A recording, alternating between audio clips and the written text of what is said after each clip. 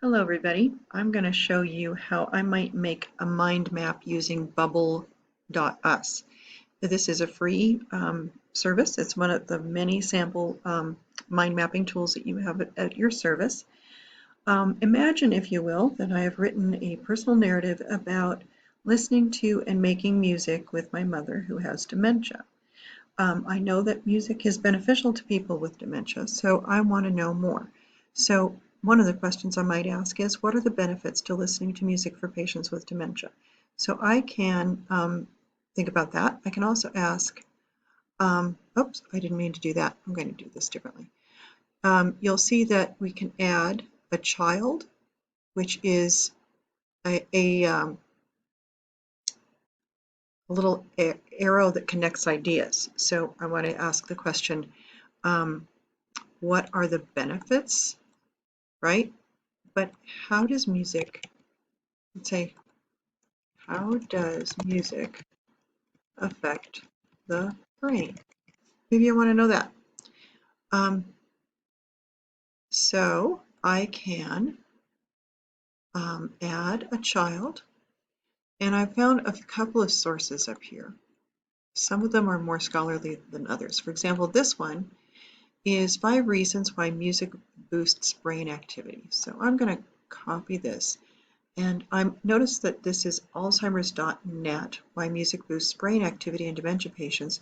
Alzheimer's.net sounds like it might be a reasonably good source, but look at how this is pretty straightforward. And it gives lists, so it gives an overview. I don't think it's really in great depth, but it gives us something to work with. So I'm going to add to this in dementia patients. And I'll add here the URL. And I want to come back to the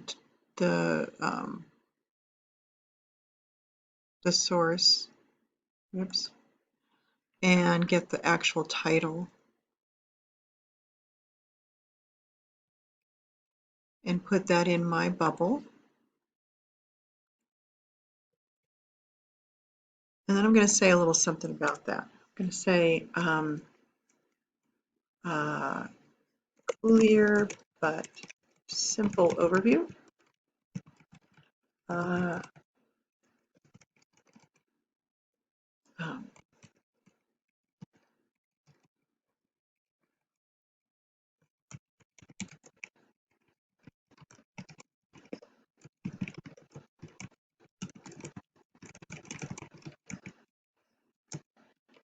So I'm making these notes in part for my instructor who wants to know what my thinking is about these sources, but I want to have the URL so I can come back to it later. I also want to say why it's useful, because as I'm searching for sources and I'm adding to my map, I'm going to be thinking about which ones am I going to come back to, which ones are going to lead me to better information, and which ones can I maybe get rid of, because as I do my research, I may find out new information. So if I go back to that source, I'll see that it has, support sites and so on, but it also has some hyperlinks. And maybe the hyperlinks are helpful. Where does this go? This is an older article, also from the same source. But it talks about a memory program. That's interesting. Maybe not everything I want.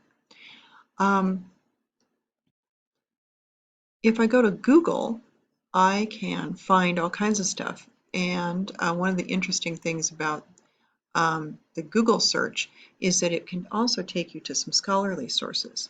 So I just went to Google Scholar almost by accident. I did a Google search. Now let me go back to my Google search.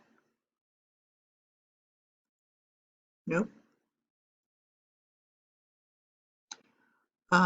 If I go to Google,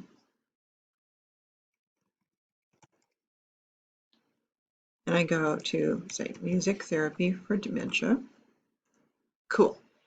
I see a bunch of stuff. And all could be good, could be bad, could be iffy, don't know. So that looks promising. NPR.org, that's promising. But sometimes you get ads, and that's not groovy. But check this out. I can go over here to More. I lied, to Settings, go to Advanced Search, and I can put in all kinds of stuff in here to narrow my field. So I could search for .edu or .gov sources, or I could look for specific publications if I really wanted to. And I could also go to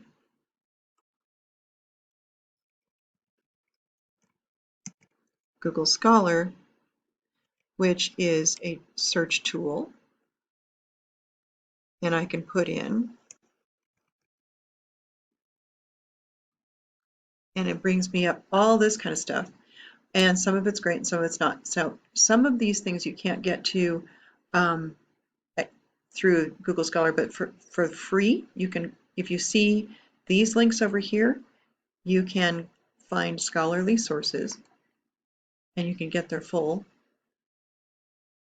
stuff. So you can tell this is a scholarly, look how dense that is. There's a lot of material in here. This is kind of easy. This is a popular source. And you can, so you can kind of make those notes to yourself as you're making your bubble map. You could say, you know, get a scholarly source about how music affects the brain and a popular source about how music affects the brain. So you can kind of shop around and make these different connections. Up here, say, maybe I want to come up with a new idea. Let's do I want to add a child? Sure. What if another idea is the